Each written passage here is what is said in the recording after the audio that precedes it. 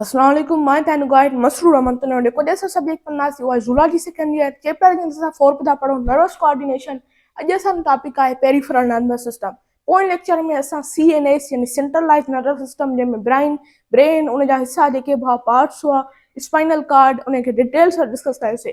अज लेक्चर में peripheral nervous system है इंशाल्लाह अगले लेक्चर में को पढ़ना सी रिसेप्टर पढ़ना सी। ठीक है, त पेरिफेरल नर्वस सिस्टम त पेरिफेरल जेको लफ्ज़ है वो पेरीफीराए मां वरितो वियो आहे, पेरीफीरी। ऐं इन जो मतिलबु आहे अराउंड।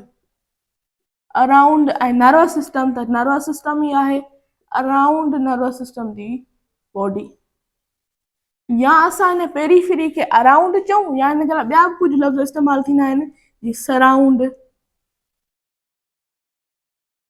Surround the body. ठीकु आहे। ऐं उन खां अलावा स्केटर्ड, स्केटर्ड ऐं उन खां अलावा ॿियो बि लफ़्ज़ इस्तेमालु करे सघूं था या स्प्रेड। अहिड़ो नर्वस सिस्टम जेको स्प्रेड हुजे सॼे जिस्म में। ठीकु आहे, त असां हुनखे पेरिफेरल नर्वस सिस्टम चवंदा आहियूं। हिन में नर्व्स इस्तेमालु नर्व्स जेके हूंदियूं आहिनि इन्वॉल्व हूंदियूं आहिनि, यानी कि हीउ जेको आहे इहो कलेक्शन ऑफ नर्व्स आहिनि, कलेक्शन ऑफ नर्व्स मां ठहियलु आहे नर्व्स। ऐं नर्व जेकॾहिं मां ॾिसां थो त नर्व खे असां ॿियो छा था चई सघूं, फाइबर चई था सघूं। ठीकु आहे, या नर्व असां पोइ लेक्चर में असां छा चई आयासीं त मतिलबु group of neuron is called nerve. ठीकु आहे, त अहिड़ी तरह न्यूरॉन हुआ ग्रुप ऑफ न्यूरॉन ऐं हीअ मिलनि पिया त असां हिनखे छा पिया चऊं, नर्व पिया चऊं। त असां हिनखे ग्रुप ऑफ न्यूरॉन बि चई सघूं था नर्व्स खे। ठीकु आहे, त हीउ कहिड़ो हूंदो आहे, हिनखे कंट्रोल कंदो आहे कंट्रोल ऑफ विज़रल ऑर्गन। विज़रल ऑर्गन, विज़रल यानी वीज इन शेप। ठीकु आहे, त यानी कि कहिड़ा कहिड़ा थी सघनि था, रेस्पायरेटरी सिस्टम, रेस्पायरेटरी सिस्टम खे केरु कंट्रोल थो करे, पीएनएस थो कंट्रोल करे। ठीकु आहे, त हिनखे असां इंटरनेशनल लैंग्वेज में पीएनएस शॉर्ट फॉर्म में चवंदा आहियूं। ठीकु आहे, रेस्पायरेटरी सिस्टम थी वियो। ठीकु आहे, ऐं उन खां अलावा डाइजेस्टिव सिस्टम थी वियो, सर्कुलेटरी सिस्टम थी वियो, रिप्रोडक्टिव सिस्टम थी वियो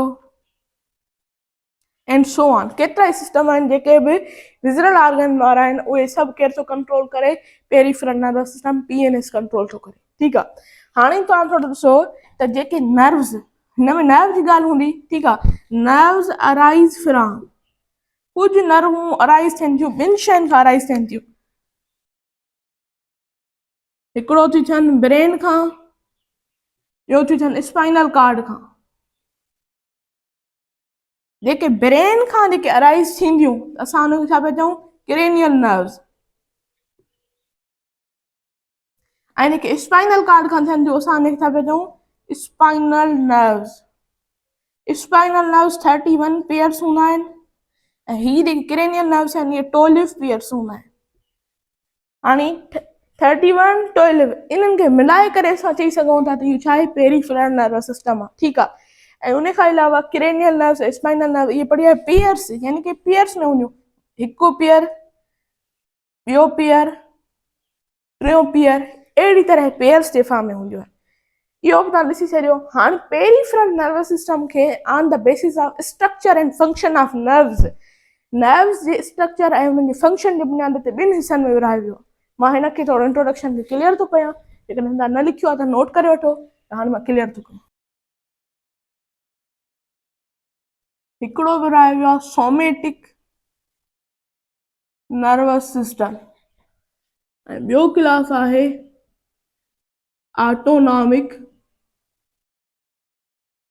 नर्वस सिस्टम। सोमेटिक असां छाखे था चऊं, सोमेटिक यानी सोमा मां वेठो वियो आहे, सोमा यानी कि बॉडी। ठीकु आहे, त हिन में जेके हूंदा ऑर्गन जेके बि हूंदा इहे वॉलेंटरी फंक्शन कंदा, वॉलेंटरी फंक्शन सरंजाम ॾींदा। ठीकु आहे, यानी कि हिन में ब्रेन इन्वॉल्व हूंदो, यानी वॉलेंटरी अंदरि ब्रेन हूंदो, सेरिबीरम हूंदो। ठीकु आहे, त फोर ब्रेन जो सेरिबीरम हूंदो।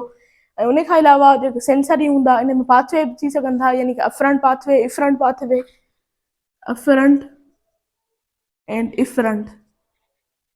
इफरंट पाथवे यानी कि मोटर न्यूरॉन ऐं ही यानी कि सेंसरी न्यूरॉन। ठीकु आहे, इहो हूंदो somatic nervous system. Autonomic nervous system, autonomic या ऑटोमेटिक, यानी कि हिन में जेके बि कम थींदा इहे इनवॉलेंटरी तौर ते थींदा, इनवॉलेंटरी फंक्शन थींदा। इनवॉलेंटरी जेके फंक्शन थियनि था उन्हनि खे वरी ॿिनि हिसनि में विराए वियो आहे। हिकिड़ा आहिनि पैरासिम्पेथेटिक, पैरासिम्पेथेटिक नर्वस सिस्टम, ऐं ॿिया आहिनि सिम्पेथेटिक नर्वस सिस्टम, थेटिक नर्वस सिस्टम। हाणे असां पहिरियां सां ॻाल्हि कयूं त पैरासिम्पेथेटिक। पैरासिम्पेथेटिक में इंट्रोडक्शन लिखी वेंदो त इट इज़ को आहे इहो ऑटोनॉमिक नर्वस सिस्टम जो पार्ट आहे। पैरासिम्पेथेटिक नर्वस सिस्टम में छा थींदो आहे, हिन में जेके बि नॉर्मल फंक्शन्स थियनि था, नॉर्मल फंक्शन्स उन्हनि खे कंट्रोल कंदो आहे। ठीकु आहे, ऐं उन खां अलावा त हिन में ही कहिड़ा आहिनि, हे विज़रल बि आहिनि, विज़रल ऑर्गन बि आहिनि हिन में इन्वॉल्व, ऐं वाइटल ऑर्गन बि आहिनि।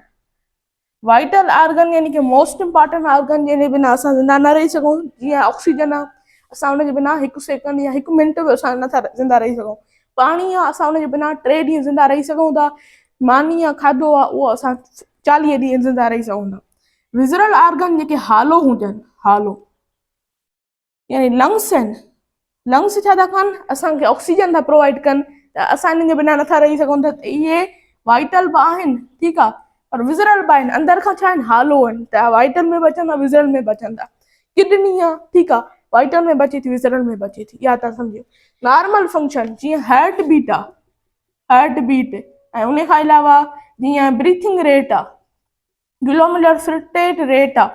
ठीकु आहे, त ही एतिरो बि थी सघे थो 125 ml पर मिनट, ऐं ब्रीथिंग रेट 16 टाइम्स, ऐं हार्ट बीट 72 टाइम्स मिनट जे हिसाब सां।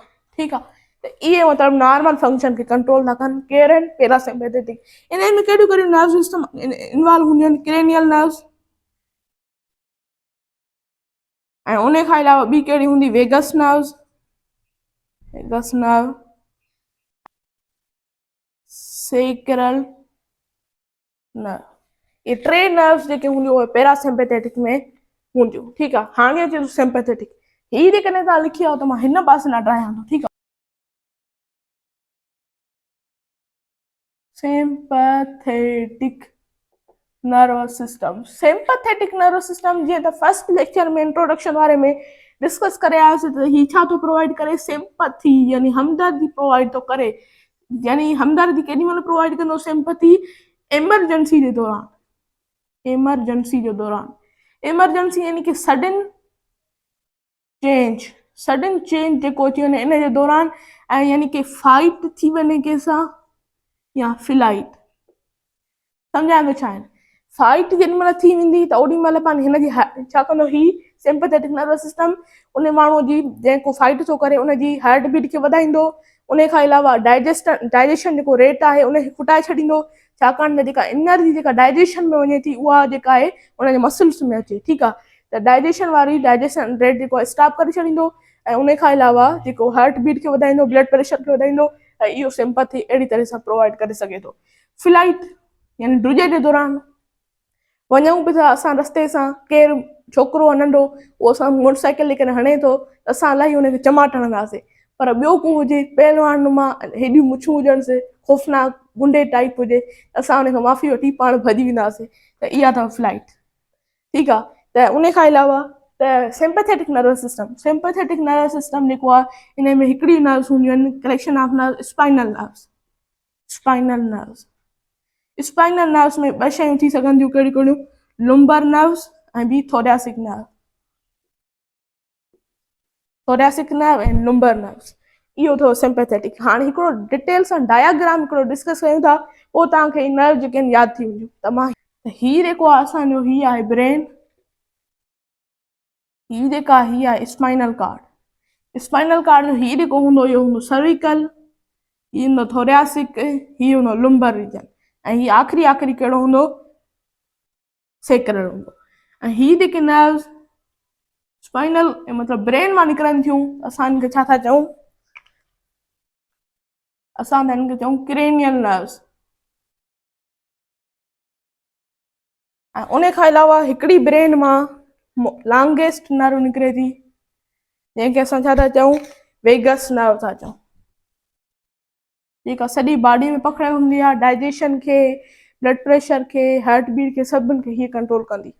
उन खां अलावा हितां जेके शयूं निकिरनि थियूं, हितां जेके नर्व्स निकिरनि थियूं, असां हिनखे छा था चऊं, सेक्रल नर्व्स। Sacral nerves. ऐं हीअ जेको आहे, हीअ आहे थोरासिक, हीअ आहे लुंबर। हितां जेके नर्व्स निकितियूं, ये सिंपैथेटिक नर्वस सिस्टम जो पार्ट थी। ठीक है, तो हीअ डिटेल सां डिस्कस थी वियो PNS। जेकॾहिं हीअ तव्हांखे लेक्चर पसंदि आहे त मुंहिंजे लेक्चर खे ज़रूरु लाइक कयो ऐं मुंहिंजे ज़रूरु चैनल खे सब्सक्राइब कयो। अल्लाह हाफ़िज़।